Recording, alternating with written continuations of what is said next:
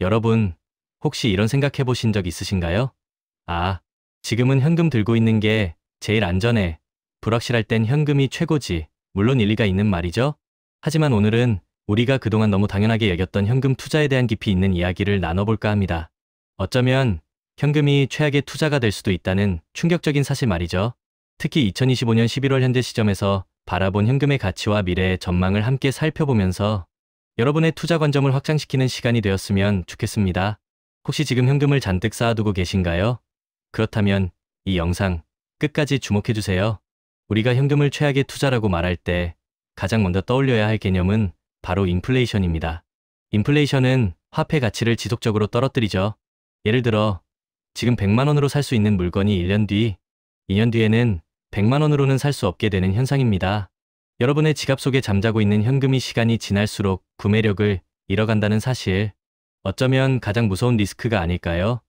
특히 고물가 시대에는 현금 보유가 오히려 손실로 이어질 수 있다는 점을 간과해서는 안 됩니다.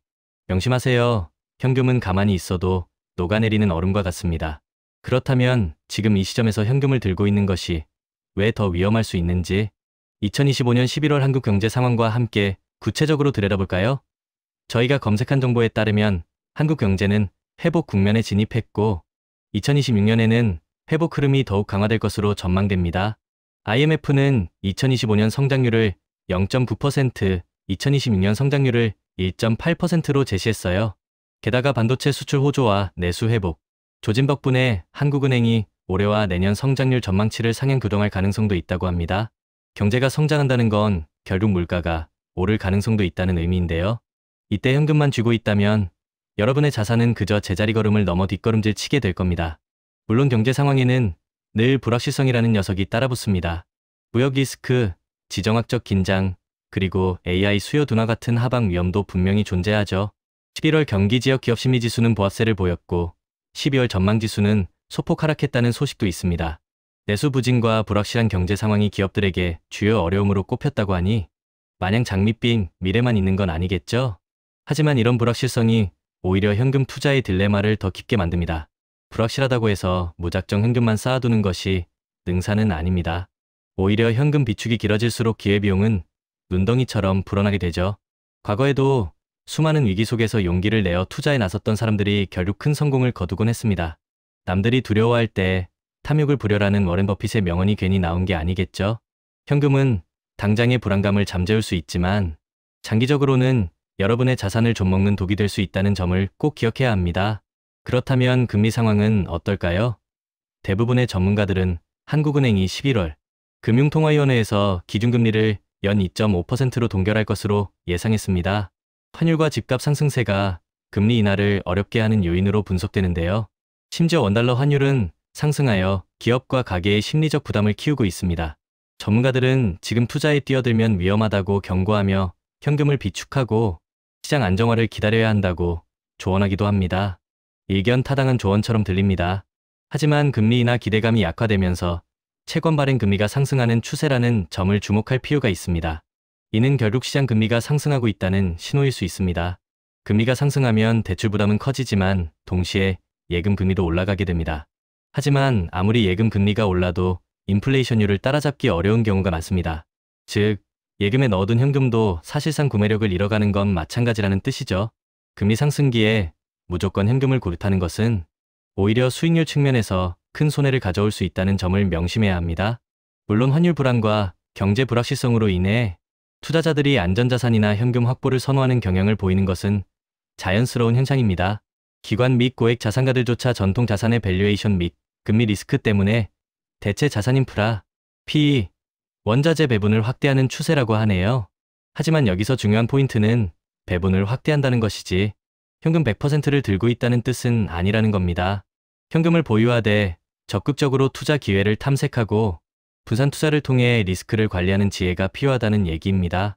그런 불안한 시장 상황 속에서도 우리가 놓치지 말아야 할 투자 전략은 무엇일까요? 저희가 찾은 정보는 몇 가지 중요한 시사점을 던져줍니다.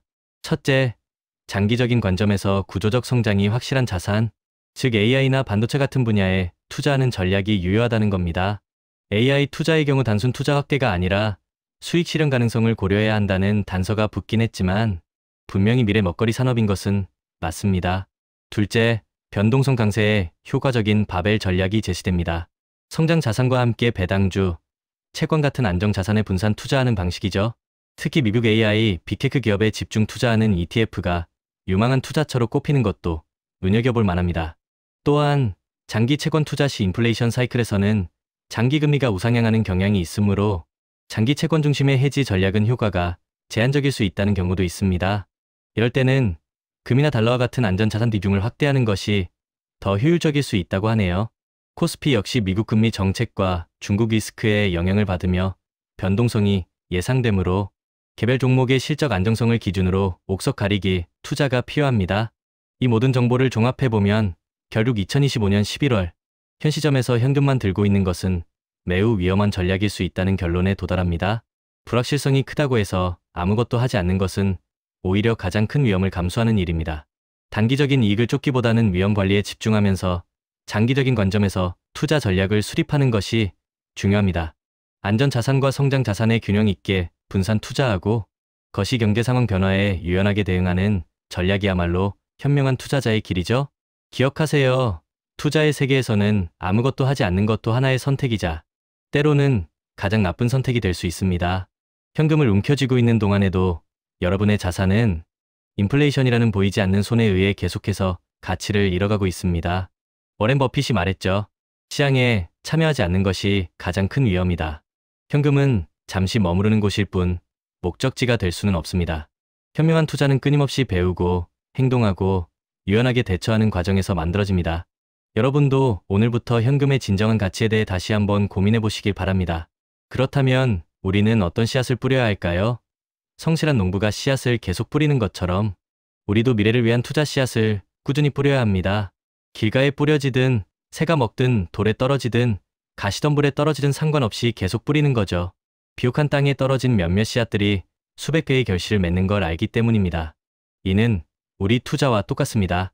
나만의 루틴, 지속 가능한 투자 전략, 예상 가능한 추진력을 가지고 꾸준히 전진해야 합니다.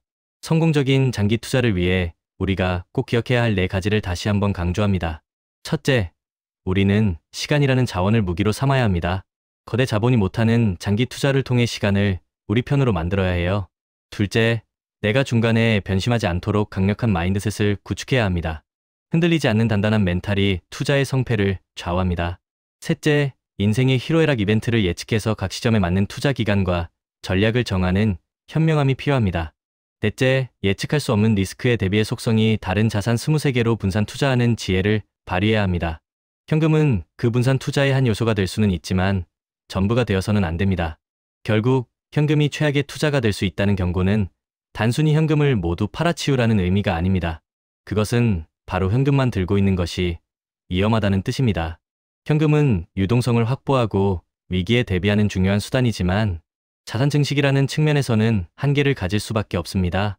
인플레이션 시대에 현금은 그 자체로 위험 자산이 될 수 있다는 점을 명심하고 현금을 포함한 다양한 자산에 대한 균형 잡힌 시각과 전략적인 접근이 필요합니다. 여러분의 소중한 자산, 현명한 투자를 통해 불확실한 미래를 단단하게 만들어 나가시길 바랍니다.